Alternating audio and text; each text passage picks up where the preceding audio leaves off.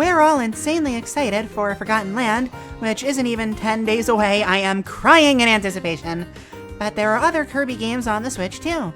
There's a lot to say on Star Allies, which I fully plan to do once we're deep into Forgotten Land, and Super Kirby Clash stole my money thanks to my coach Magler. But the third game, Kirby Fighters 2, also has a passionate fan base that loves the game. I competed in KF2 during the early days, and the community they fostered is absolutely fantastic.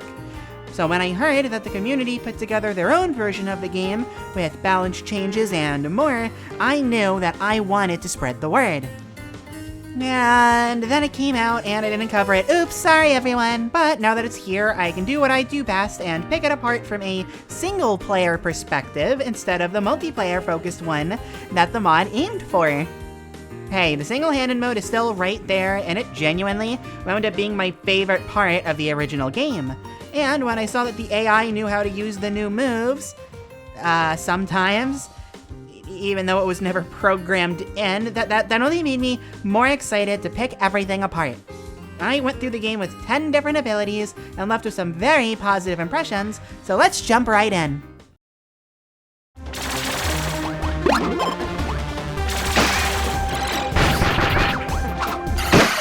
Beam's an interesting one because in the original game, it only had a very small move list.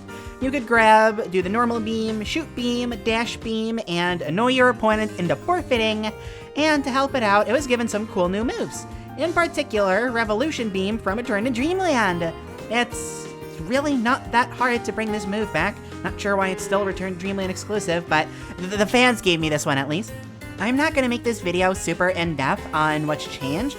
Play the mod yourself if you want that, but I can say that, for the single player, it was much harder to outrange the CPUs.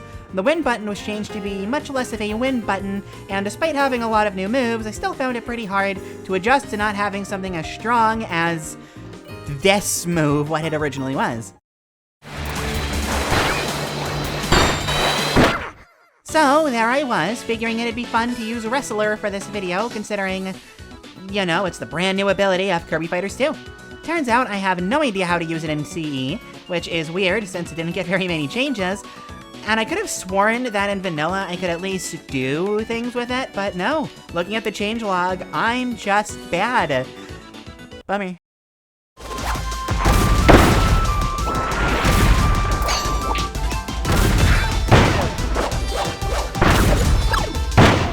You're totally just putting this in the video so you can plug the spotlight that just came out. And despite being one of my favorite abilities in the series, I never used Bomb much in KF2. It's a fun ability, but after the initial fun of doing double bomb in doubles, I leaned more towards the aggressive abilities rather than the projectile-focused ones.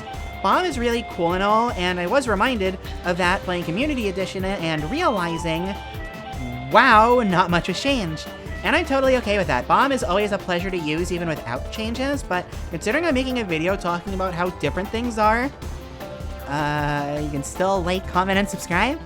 I genuinely had to consult the notes for this one, since playing with it didn't really feel any different, and I was bummed to find that Bomb got a new hat that I didn't get any footage for. And this is why you do your homework, kids.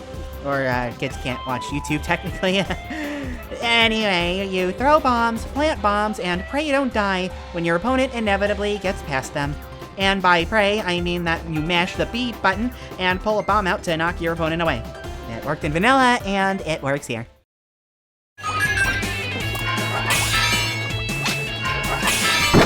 Ooh, this was an exciting one. In the original game, Belle was either super good or super bad, depending on who you ask, so it got a ton of changes that, even before scanning the notes, I noticed. This move, you have to charge, for example, charges super fast and rewards you for hitting by allowing you to do, gosh, anything. Anyway, what the changes mean for Belle is that it actually functions as a normal ability now, allowing for a lot more freedom when playing as it. I really liked playing as Belle in the original, but it feels so much looser in Community Edition. You don't feel as tightly restricted when using it, allowing for much more creativity while using it. If there's one thing I love in a Kirby game, it's creativity, so I had a blast from start to finish with this one.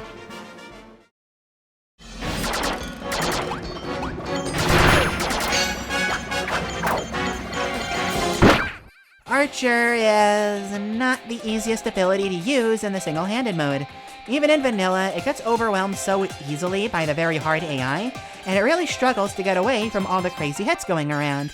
With invincibility effectively removed from Community Edition, Archer is now stuck taking basically every single hit that the CPUs throw at it with no real way to escape. I mean, not that Archer had any way to get away in the vanilla game, but still. One nifty addition that Archer got is a downward shooting arrow, trick shot, done by pressing down and B. Remember when I was making new moves for every ability in Forgotten Land? Which I never finished. Anyway, it's pretty much the same thing, but with no explosion at the end. That's less exciting, I suppose, but Kirby does this little bounce after using it, and I think it gives the move some much added utility, which I really liked. Archer felt very fun to use when the game let me use it, which was nice of it. Citation needed.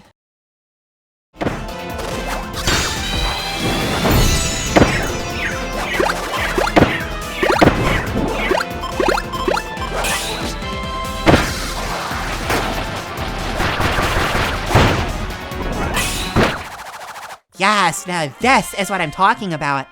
While playing as the other abilities, I had to fight Bandanad a lot, and it seemed like even the CPU knew how to do cool Bandanad stuff. A lot of changes were made, and while this still feels like Bandanad, the character is far more fun to play now. The biggest change is that Bandanad spears stay on the ground after being thrown, and these spears knock the opponent closer to you. There are so many insane setups that you can do with this, and you all know me and my excitement for creativity. The character in general just feels so much faster and smoother to play, and for sure feels the most different from the vanilla game. I liked him fine there and even used him to win some tournament matches, but there's no contest. This version is far more fun, better, and B. I like the sound of using Parasol, Belle, and Bandanad in Community Edition, so I'll say that I'd use them if I ever played this seriously, even though I'm never gonna play it seriously. Simple enough. Water is an interesting case since it was one of the best abilities in the vanilla version, but playing it here didn't feel much different. I almost never used water, which is why I was curious and picked it here, but not much felt all that different. I know the point of CE wasn't really to nerf things, so I took matters into my own hands and looked at the patch notes. And, okay, there's some more changes than I gave it credit for, but a lot of water was actually left untouched. The one change that was made super apparent, and this was more so from the CPU's angle than anything I could actually take advantage of, was the speed reduction on Wave's regular attack, Wave Attack. Look at how quickly you can use this and how slowly it moves across the screen. This was an absolute menace to deal with during the single-handed mode, and kind of inadvertently made it much harder to go through. It's things like this that make going through single-player modes in a multiplayer-focused mod so interesting.